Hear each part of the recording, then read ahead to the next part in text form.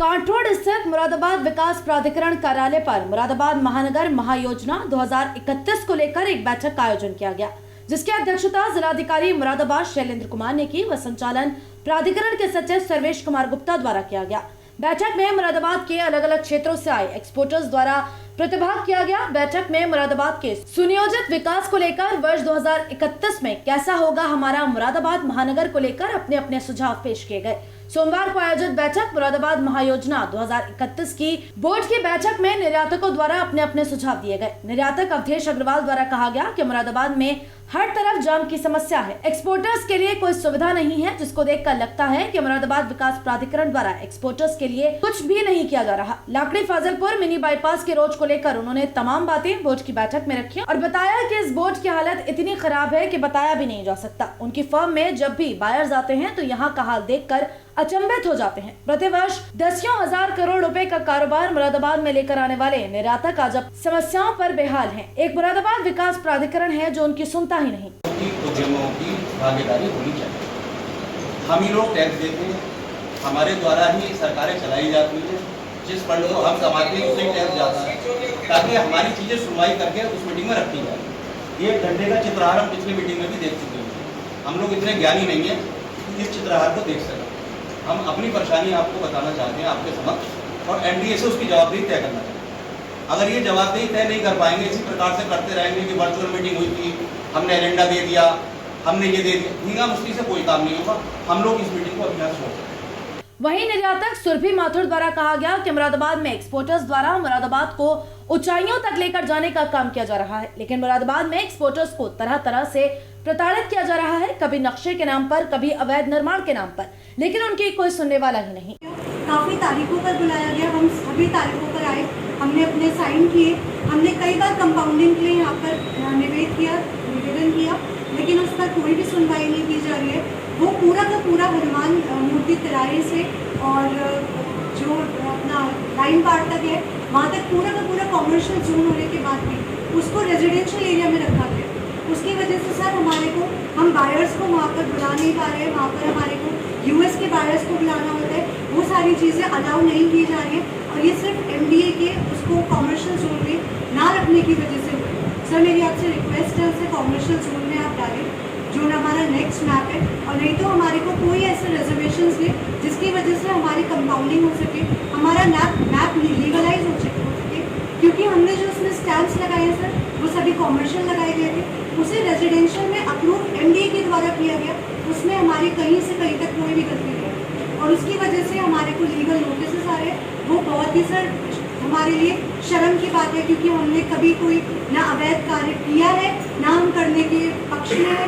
जो भी अगर हमारे से कोई गलती हुई है या हमारे को पहले से पता नहीं था, एक हमारे से भूल हुई है, हम उसके लिए जो भी अगर हमारे को उसके लिए वो देना होगा पेनल्टी चार्जेस, वो हम देने के लिए तैयार है।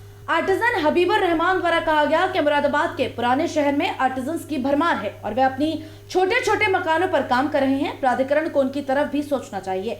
हम आर्टिजन्स को नगर निगम, प्रदूषण नियंत्रण विभाग और कई अन्य विभागों द्वारा लगातार परेशान किया जा रहा है, लेकिन कोई समस्या को सुनने वाला नहीं। उसमें मेरा सुझाव यह है कि ये कंपनी मुरादाबाद शहर में मास्टर प्लान 2031 बनाते समय शहर के 3 लाख आर्टिजनों, 5000 मैन्युफैक्चररों, 2000 से ज़्यादा निर्यातकों, 20,000 करोड़ से ज़्यादा का कारोबार करने वाली इंडस्ट्री को ध्यान में रखते हुए मास्टर प्लान 2031 बना है। हम चाहते यह हैं कि इसमें 3 लाख आर्टिजनों को महत्व दिया जाए।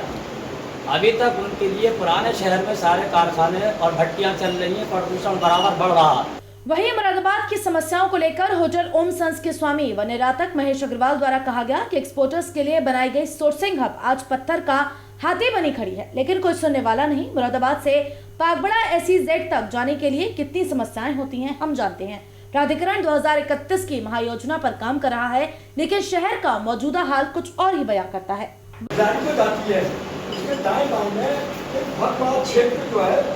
$5,000 हेक्टेयर का वो इंडस्ट्रियल क्षेत्र के लिए आपको मिल सकता है। इसके अलावा हमारा कंटेनर जो बिलारी का जो ट्रांसपोर्ट नगर से बिलारी रोड जाती है, उसके लिए उसके राइट हैंड पर मुरादाबाद से करीबन 2 किलोमीटर आ गई, वहाँ पर बहुत बड़ा क्षेत्र जो है इंडस्ट्रियल जोन मिल सकता है आपको, और वो जो है काफी भाजलपुर से मिला हुआ भी है। इसके अलावा जो हमारे यहाँ पर कंटेनर डिपो है शहर के अंदर, वो भी एक बहुत बड़ी दिक्कत है।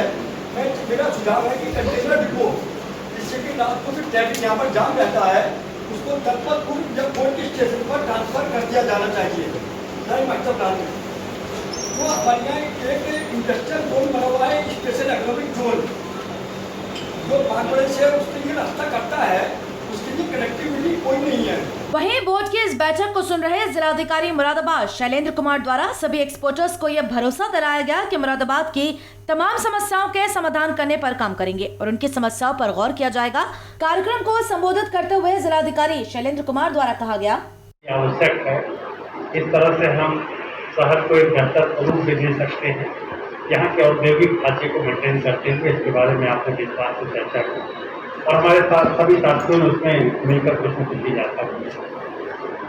देखिए, आज मेरी पहली बैठक है और अभी तक प्राधिकरण में इसमें कम बैठ पाया हूँ, क्योंकि जिलाधिकारी भी मैं जनपद में नया हूँ। स्वाभाविक है, क्योंकि इतना बड़ा सेटअप है और इतना पुराना जिला है, तो उसको समझने में थोड़ा वक्त लगता है। लेकिन मैं कोशिश कर रहा हूँ कि चीज़ों को आप लोगों की मदद से जो कुछ प्रशासन की तरफ से हम बेहतरी कर सकते हैं करने की कोशिश करें, और कोशिश पॉजिटिव वे में की जाए, नेगेटिव वे में न की जाए। लेकिन जो मास्टर प्लान होता है, जहाँ तक मैं बेसिक समझ पा रहा हूँ, एक विजन डॉक्यूमेंट होता है कि हम कैसा भविष्य देख रहे हैं। हमें से हर इंसान कुछ न कुछ सपने देखता है, अपनी जिंदगी के बारे में कुछ न कुछ विजन बनाता है। हर इंसान बनाता है, शायद नहीं है जो अपने जीवन के बारे में कुछ विजन न देखता है। कुछ सपने पूरे होते हैं, कुछ अधूरे रह जाते हैं। हम व्यक्तिगत लेवल पर, व्यक्तिगत स्तर पर बात कर रहे हैं। शायद ही कोई पूरे वर्ल्ड में ऐसा भाग्यशाली व्यक्ति हो जिसके सारे के सारे सपने पूरे हुए। कुछ सपने पूरे हुए हैं, कुछ नहीं पूरे हुए, कुछ धराशायी हो गए।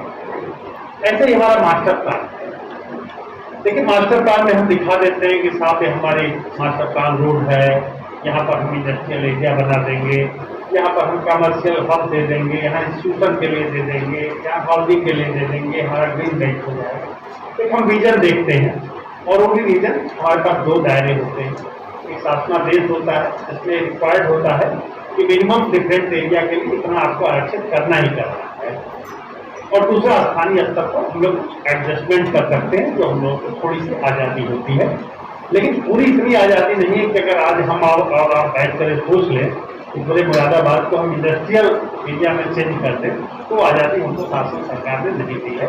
क्योंकि हम डेमोक्रेटिक सेटअप में काम करते हैं, तो इस सेटअप में काम करने के कुछ अपने लाभ होते हैं, उसी लाभ के तहत हम लोग